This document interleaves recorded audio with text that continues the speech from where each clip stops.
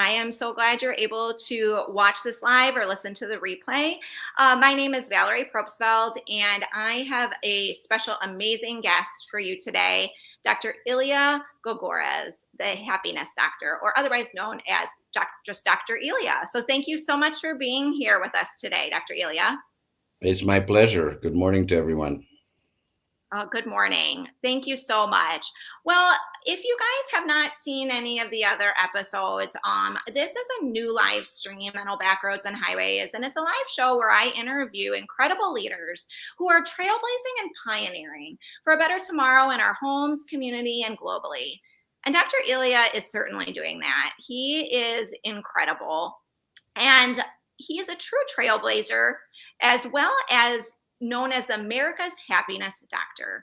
He is the host of the Happy Hour with Dr. Elia, a TV show on the Mental Health Network, best-selling author, keynote speaker, president of the Happiness Center, and executive producer of the Kindness Factor podcast. Thank you so much again. So tell us about yourself, Dr. Elia, and your mission.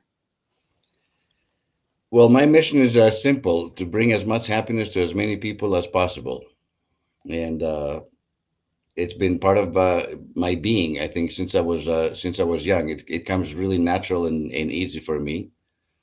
Um, Born and raised in Athens, Greece. My family moved to Southern California to a beautiful little town called Santa Monica when I was 10. Uh, I was always in love with psychology and especially positive psychology. So went to UCLA, got my undergraduate, went on to get my PhD in clinical psychology, and spent the first half of my career in private practice as a clinical psychologist. Worked with a lot of families, worked with a lot of moms who were stressed out and anxious and depressed and so on, to help them find their voice, oftentimes in their relationships and so on. I'd probably say like 70% of my practice were women. And just got to be on the front line. I feel so fortunate in my life. I felt like I'm sitting in the front row watching people transform. And really, my approach is to love them, to create a safe space, and to get to know my patients better, to give them the tools, and then just hold them accountable. But they do all the work, and I kind of like that collaboration. And then at some point, I burned out. Yeah, I had a crazy practice. I was working morning, noon, and night. My wife thought I was going to have a heart attack, and eventually, my body broke down, and I had to transition out of that, which wasn't easy because I thought I was going to do it for forever. And just started focusing more on the corporate wellness, executive coaching, and then happiness has always been my passion. So I wrote this book, Seven Paths to Lasting Happiness. To my big surprise, it became a number one bestseller. I knew it was I wrote it from my heart. I didn't write it as a PhD, right? But it's like writing your first song. You don't know if people are going to like it or boo you off stage. So, but it resonated with people. And, that opened up the doors. I mean, I used to lecture across the United States, but that book, being translated to several languages, opened up the doors to speak internationally. So, I've spoken all over Europe. I spoke in Dubai a couple of years ago, and I love it. And I speak about happiness and how we can, successfully navigate life's challenges or crises while maintaining our happiness. And that's kind of like my core message to the world. I love that. And I think that's so important. And the mental backroads and highways, like I talk about, I feel like when I work on a back road, when I'm frustrated or anxious, if we're running late or whatever that is, I can easily kind of maybe yell too much or worry or whatever that is. That's like a highway of mine. But when I take a back road, and I think happiness is a very powerful one. Kindness, compassion, happiness. Like it's a skill that I love how you say, like, you were kind of like you're a cheerleader for your patients and clients and watching them transform, because I feel like I work on that. Like, okay, if I'm frustrated right now, what can I do to change that mindset? What can I do to be happy in the moment, or think about what can I do for someone else right now? And I love that your book resonated with so many people. It's so powerful. And I was just listening, Dr. Elia, to the kindness factor with you and Randy McNeely with your Yep. podcast. And I love how your guest this past week, Amy, was saying she gave a visual of magnets. And I feel like that's what you're doing with kindness. I loved that visual. So you're like a magnet, like just attracting kindness. And I think that's so powerful and such a testament to what you're doing. Well, kindness has been part of my life since the very beginning, and it was there's the first life lesson that I learned that I consciously remember. When I was 5 years old, I was sitting on my grandpa's lap. His name was also Elia, so I carry his name and I honor his name. And I loved him. He was such a gentleman. He was just he had the worst job in the world in Greece. He was a tax collector.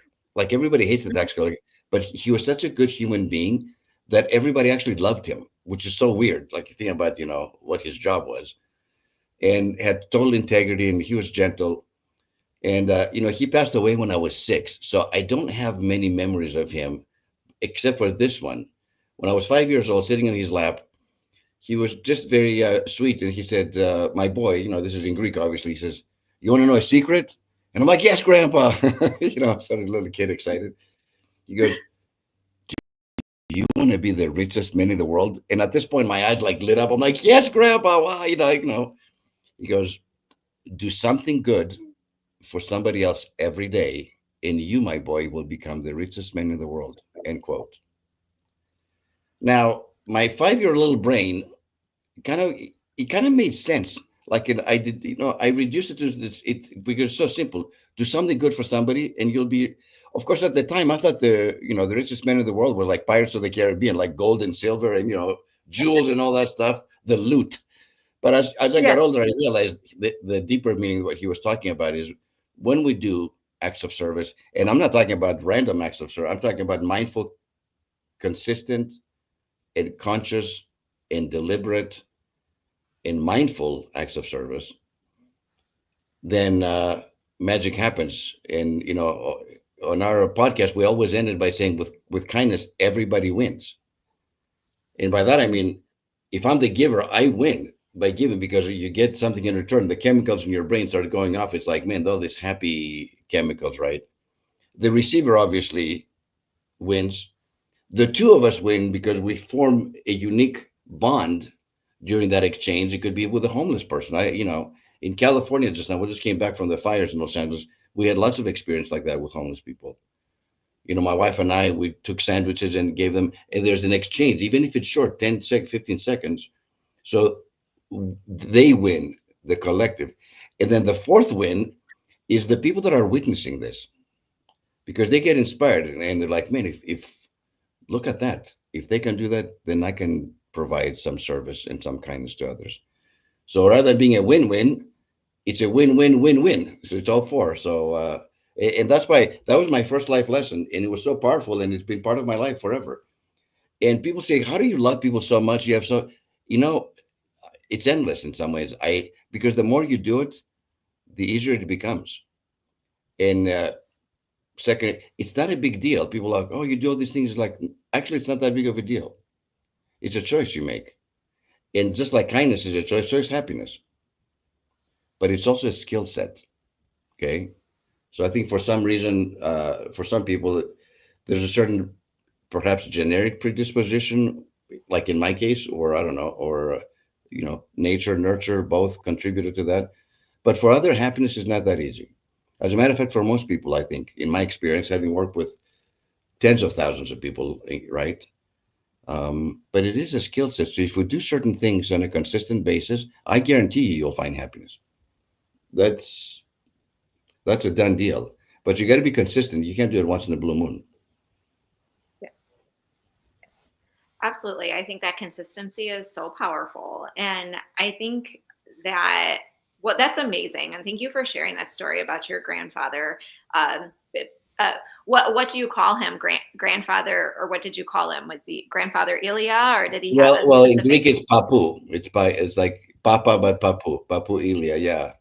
But the thing is that his gift to me it's the gift that has kept on giving for the last 6 decades. because I have practiced that on a daily basis. There's not one day that I don't do something. And I know that it may sound like exaggeration or bragging, but when I talk about kindness, it's as simple as a smile. It's as simple as a compliment to somebody you see, at the supermarket. They're scanning your stuff. It's looking them in the eyes and reading their name tag and saying, "Thanks so much for your work, Mary," by name, acknowledging them. That's a simple act of kindness that doesn't cost anything. It doesn't take any time. I'm sitting there waiting to pay, right? It's that simple. And you can do that all day long, wherever you are, any interaction you have with another human being, it's an opportunity to be loving and kind. And it's not that hard. Oh, I love that. And that is so important to know that it is so simple. It doesn't take effort and it is the gift that keeps on giving. And I love the pebble that uh, your grandfather had, the ripple effects and the decades of ripple effects that's creating and would continue to create. That's so powerful. And Dr. Ilya, I know you said that, sometimes kindness, well, not necessarily kindness, but sometimes happiness can be more difficult for some than others. And I think that also is something that, I want to ask you. I think it's a struggle sometimes to love yourself. And can we talk about that? Like, why is that such an issue that so many of us struggle with, even though it's obviously the most important relationship? I think it's obvious, but also not obvious. We're with ourselves all the time. We should be loving ourselves, but so many times we're not. I agree. I think in my experience, I think most people are unkind to themselves. Mhm. They have a very strong inner critic. We're not perfect human beings, and we make mistakes, so-called mistakes. I don't even believe that we make mistakes. Actually, I put mistakes in quotes, because to me those are the greatest opportunities for learning. Listen, we're all part graduates from the same university. I call it the University of Adversity, all of us. So being grateful, which is one of the fastest and quickest way to restore your sanity and restore your health, your mental health and emotional health, is easy when everything is going well. I want to raise the bar a little bit and say, can we be grateful in the midst of adversity? Can we be grateful when something doesn't work out, either that happens to us or that we contribute to it by making, perhaps poor choices or not the best choices? And I'm here to tell you that the answer is a definite yes. As a matter of fact, no matter what successes I've had in life, the greatest lessons I've ever learned came from my what at the time appeared to be human frailties, weaknesses, setbacks, mistakes. But when you look back, I know exactly. I know why that happened, because I wouldn't be the person that I am today had that not happened. If you learn that, so and a lot of people, when something like that happens or it happens to them, it's like, why is this happening to me? Like, poor me, right? They go into victim mode, and that's one of those highways. That's one of those defaults, and human beings go in that very quickly. I would like to ask your audience, can we change that statement to, why is this happening for me? Not to me, because to me means victim. For me now opens up the opportunities to learn that beautiful lesson. And when you do that, not only are you not a victim, but now you learn the lesson and you begin to navigate your life with happiness and joy and kindness and gratitude and so on. We just have to change the question a little bit, because the human brain is going to answer. The human brain is the greatest computer ever. If you want to ask, why is this happening to me? Downloads, it'll give you some answers. Why is this happening for me? It'll give you different answers with a different outcome. And that's actually kind of beautiful if you think about it. Absolutely. Absolutely. Oh, I like that. I really, I'm going to write that down after this live. I'll also put in the comments too, because I think that is so powerful. Why is this happening for me, as opposed to why is this happening to me? And it's so simple to make So that simple. change. You have to practice making the change. But I think that consistent, consistently asking that can really change the perspective. And the human brain is the most beautiful, I think the most amazing thing that exists on the planet. Um, the fact that there's elasticity, we can create neural pathways, right?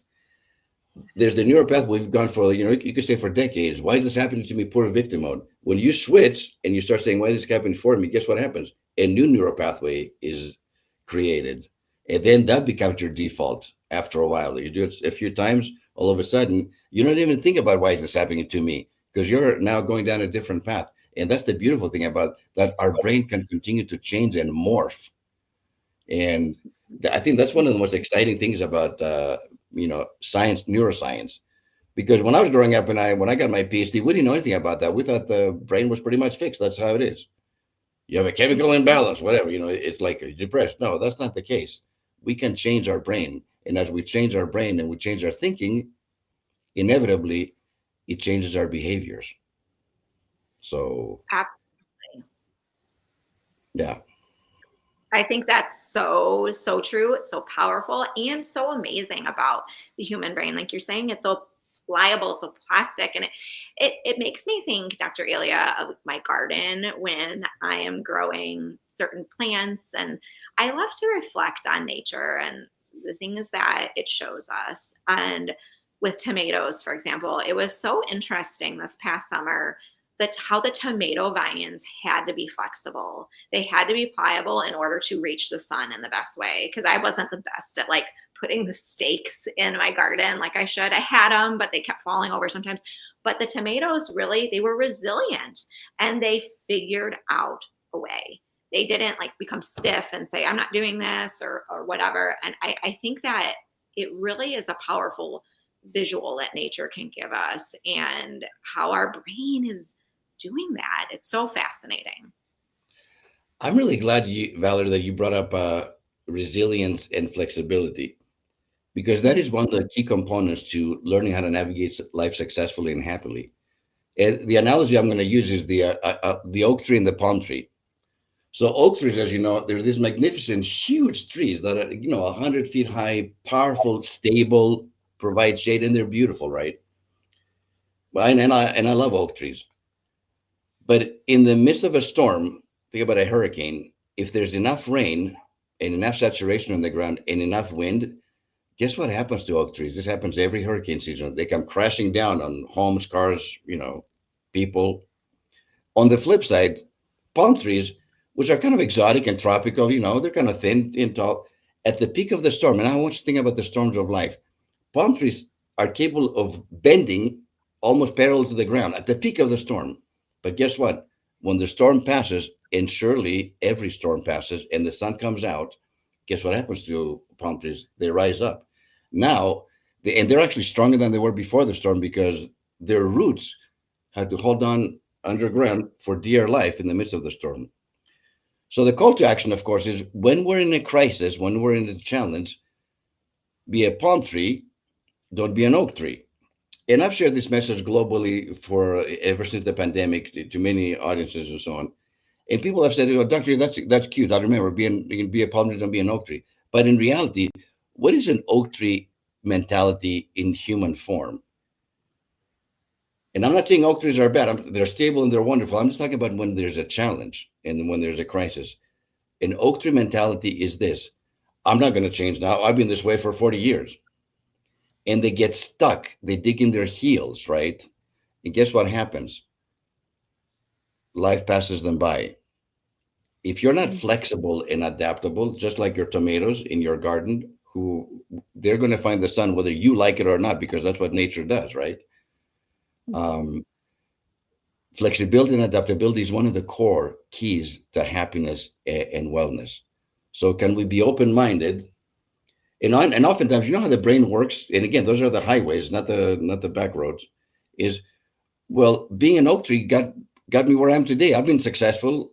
Yes, I agree. But guess what? So was Blockbuster Video. And when they had a chance to buy Netflix, and they didn't because they never thought this would happen. And look what that's a great analogy of what an oak tree looks like. Blockbuster Video was an oak tree. Netflix, on the other hand, was a palm tree. And look at the outcome. One company went bankrupt, and the other one is like, worth hundreds and hundreds of billions of dollars. So that's also true for us as individuals. to recognize, yes, this may have worked in the past, but it's not no longer working right now, certainly under these circumstances. So how can I be flexible and adaptable to create new neural pathways, even in my business, even in my family, even in my relationships? This is no longer working. And you know where I see this the most? When people have, and most people have had some kind of trauma in their childhood growing up, right? And they have created defense mechanisms. They've created ways, survival mechanisms, which at the time worked greatly because they survived and they're still here. However, those mechanisms no longer work now that we're adults. And they're actually destroying our relationships and even destroying our health. So this is where we need to say, thank you. It was necessary to have those defense mechanisms and those coping skills at the time because I needed to survive, but they're no longer serving me. And to be open minded enough and to be flexible and adaptable enough and create a different path now as an adult and to choose that path. This happens Mm, all the time with people, all the time. absolutely. I think that's so powerful. And that's something I struggle with, like with, um, and going back, like as you're saying that, and I'm thinking of, yeah, I know I have, like these coping mechanisms that once served me that don't necessarily do now. And sometimes I can get frustrated where it's like, why, going back to why is this happening to me? And thinking like, why is this happening for me? And thinking of that in that flexibility, um, that can really make all the difference, I feel like. And it can give myself more compassion because I think sometimes I can get stuck and frustrated of like, why do I think or why do I act in whatever I do? But how can I be flexible? How can I ask myself, what is this doing for me? I think really can be a game changer, I feel like. Valerie, you have young kids, right? Yes, I do. Do they ever break anything, make a mistake, scream, yell, scratch? Do they ever do anything that's basically being kids? Do they ever do anything that's Yes. Oh yeah. Oh yeah. I remember I talk about I found a diaper. It was clean, but a diaper in my chandelier one time. that's great. Let me ask you something. How hard is it for you to forgive them? I think it's so easy for our kid, for us kid, or for our kids. We can say, "Oh yeah, they're little. They're learning." And let me reverse that to you. When we make mistakes as parents and then we go and apologize to our kids, little kids, how quickly are they to forgive us? Very easy. I feel Very like, easy. yep. Which means that our true nature is to forgive uh, each other and to forgive ourselves. Now, as an adult, when I'm using you as an example, not you necessarily. How long does it take you to forgive yourself? That's such a good point because it's not that easy. Exactly. And that's my point. So when you go back, why do people struggle with sometimes finding happiness and joy? I believe there's an epidemic of non-forgiveness amongst us. And to me, Mm, Gandhi once said, forgiveness is the attribute of the strong. What I've added to that, and it's in my book, is that forgiveness equals freedom. So, if forgiveness has nothing to do with anybody else, if you're like, if forgiveness is about you. Now, forgiving ourselves, I think, is one of those underutilized tools, if you will. And I speak to you. I'm a forgiveness expert, and I have a process that I take people through. I don't have anything on my forgiveness list, and I haven't had one for years. And even my wife said, "How do you do that?" Like, how do you do that? I'm like, because I don't take myself too seriously. That's how I do it. And because I'm like, what am I supposed to learn from this? I go so quickly to the lesson, and you have to have a sense of humor too. Of course, now it's becoming easier because I'm getting older, so I can always use this excuse. Well, I'm old. I forgot. I can come up with all kinds of things as to why I do the things that I do anymore. But I just don't take myself too seriously, and yeah. because I'm a recovering perfectionist now. Before in that, and I've been a recovered perfectionist for 21 years. Prior to that, forgiveness did not come as easy. I can tell you that. But once I realized that, hey, this perfectionism, maybe that was a tool that I needed when I was younger for whatever reason. It's no longer serving me. As a matter of fact, it's actually stealing some of my happiness and health. And my, you know what my biggest fear was as a perfectionist? If I let go of that, somehow my behavior would suffer. That's a big, bold lie. Actually, I'm better than I've ever been when I let go of my perfectionism. So if there are any other perfectionists out there, DM me and I'll fix you. It's just like I had to fix myself. And it's not that hard either. Um, yeah, that was a gift to myself. When I let go of being a perfectionist, it was such a gift to myself because then it was so much easier to forgive myself. And I think that's part of Mm. my self care, honestly. Um, because the greatest gift we can give ourselves is to practice self care consistently, massively, on every level, physically, emotionally, mentally, and spiritually. And when we do that, happiness is right around the corner. I guarantee it. If you have any I doubts, talk to me, put me to the test, and you'll see. I love that. And I love that visual of happiness is right around the corner. It's waiting Yeah, for us. It's waiting for us. It's waiting for you. I think, Dr. Lee, I'm like such a recovering perfectionist as well. And I know like what I talk about a lot is like this. I wanted to be this A+ mom and this perfect mom. And within 10 minutes of my baby being born, the control was taken away. Like she went to the NICU and I didn't study for that. And through time, through journaling, through years, and going through therapy and stuff too, of like, how do I work with all that? How do I work with letting go of control? I feel like for me, sometimes it's breaking it down into baby steps and how do I choose love over fear right now? Or like how can I choose something different in this moment and gradually that's all I really can control. I can't control whatever it is I'm trying to control. All I can control is loving in this moment and being kind in this moment or showing gratitude in this moment as opposed to the fear, because I think so much of the time it's a fear of something, so it's so holding us back, or I know for me holding me back when I fear. I mean, fear is the foundation of most of those emotions. Most of Mhm. our stress, most of our anxiety, most of depression, I think at its foundation, at its core, it's fear based. And I love how you said choosing love over fear, or choosing kindness over criticism, or choosing Mhm. gratitude versus taking things for granted. You know, all of those things are choices that we can make every single day, multiple times a day, actually, because we always get these opportunities. And to me, I'm a spiritual person, so I feel like God and the universe provides us these opportunities on a daily basis. And sometimes I still go down the old neural pathways, because again, I'm not a perfect human being. But when I do, I start laughing, and I'm like, Elia, shouldn't you know this by now? Like seriously, like this, But we get triggered sometimes, and it happens. It doesn't happen as often as it used to, but I'm able to laugh at that versus like criticize myself, like, what are you so stupid? How could you, No, it's like, wow, that's a good lesson to learn.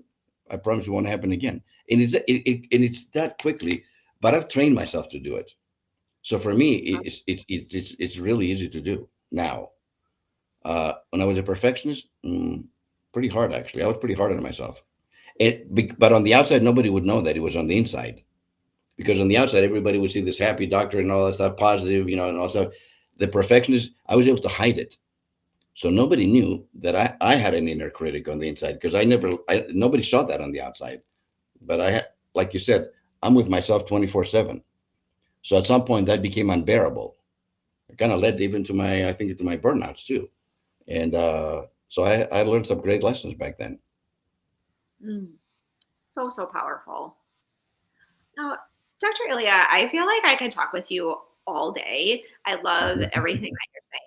I would love for you to share with our audience who's ever listening live or to the replay where they can find you and where they can learn more about all the incredible work you're doing and listen to all the amazing shows that you have, because you are just a wealth of information and I absolutely love it. Thank you. I would love to connect with you on LinkedIn. I have an unusual name, as you can see here on the screen. So there's only one Dr. Elia Gourgouris on the planet.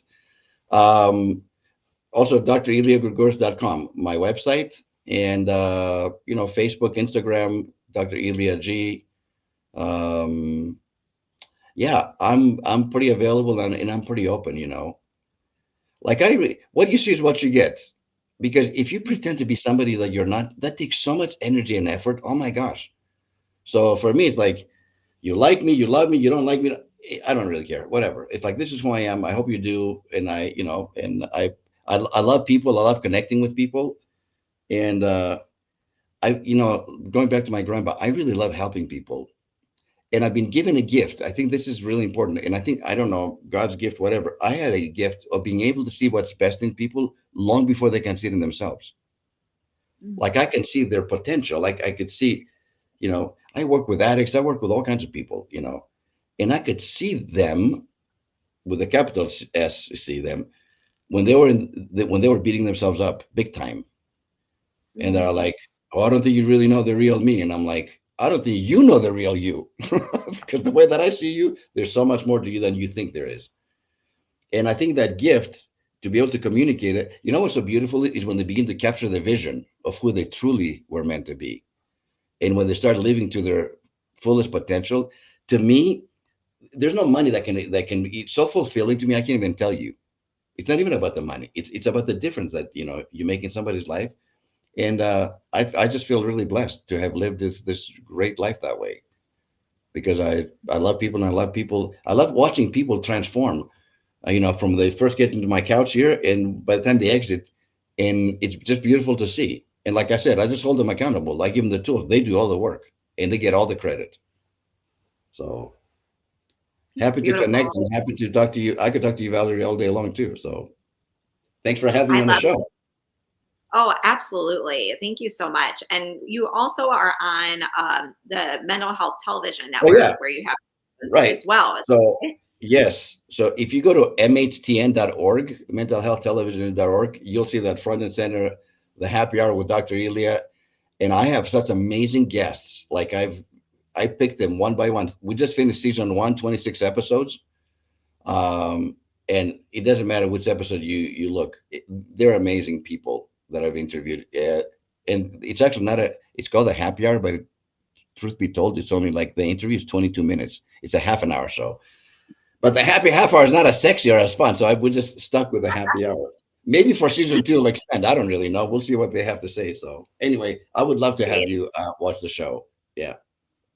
That's amazing. I love it. And your book, is that available on Amazon and all the Yeah. other platforms as well? The books are Seven Paths to Lasting Happiness, and then I wrote another book, Seven Keys to Navigating a Crisis, which was about the pandemic when it came out, but it's really how to resolve, really how to navigate difficult things in life. So both of them are on Amazon. Yeah. That's amazing. Well, thank you so much, Dr. Ilya.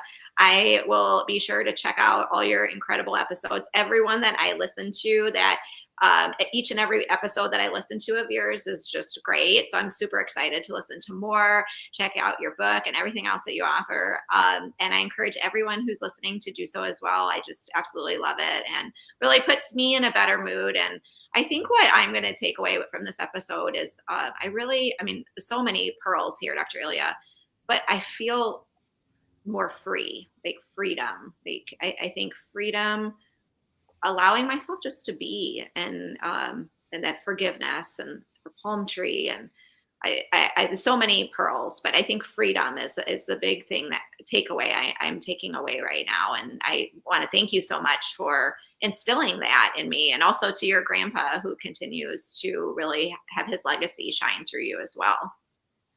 I hope I get to see him one day. When I transition over to a different dimension, and see him say, "Grandpa, I think you have no idea what you did." He probably does. He's probably looking from up there. But I like what he said about takeaways. To me, whether it's a podcast, a TV show, an interview, reading a book, a clip of a video, whatever. If I can have one takeaway from them, then my time spent was it was well spent. If you have two or three takeaways, that's even better. But that's my threshold. Whatever interaction I have in some kind of learning capacity, when I'm on the learning side, not teaching, I'm like, if I can learn one thing from this interaction, man, this is time well spent. And how can I implement that in my life, which is the most important thing? Because in the end, and I'm going to leave you with this, in life, it doesn't matter what we know, honestly. What matters is what do we do with what we know? Take action. That's where the magic happens. Mm. Absolutely. Absolutely. I love that, Dr. Ilya. Well, thank you so much again. And I hope everyone who's listening has a wonderful day. And thank you so much for the comments. Appreciate each and every one of you. And thank you again, Dr. Ilya. I hope you My, have an amazing day. I am going to have an amazing day. It started great with you, Valerie. It can only get better. So, yeah, Yes, thank you. same here. Well, thank you. You're welcome.